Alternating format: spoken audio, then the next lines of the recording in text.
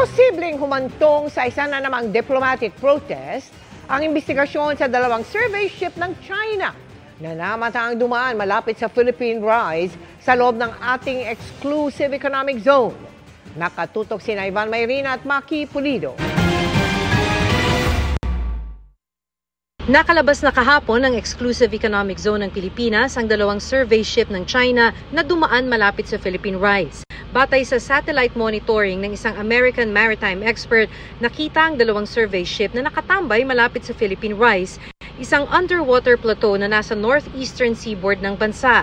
Aminado ang Philippine Coast Guard, hindi nila alam kung nakapagsagawa ba ng research ang mga barko sa lugar na pinaniniwala ang mayaman sa langis, gas at marine resources. Wala tayong way para malaman kasi kahit na dumadaan, kung may mga sophisticated na mga equipment para mag-research, yun ay kaya nilang gawin. Pero as far as our monitoring, hindi naman sila nagtatagal doon.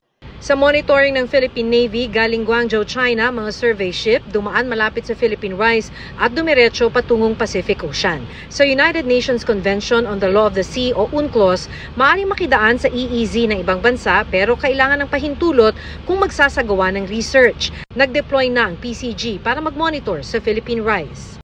Baka mag-stay sila dyan ng matagal, hanggat kaya nila. At kung sakali namang mga reports na kailangan i-verify, yung aeroplano ng Coast Guard ay naka-standby din.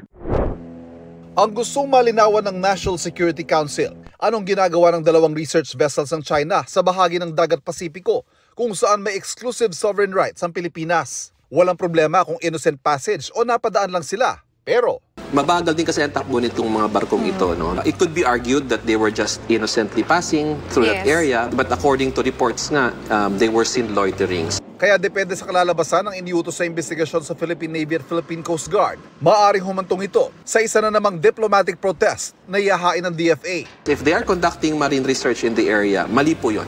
It is illegal and we condemn that kind of activity in that area.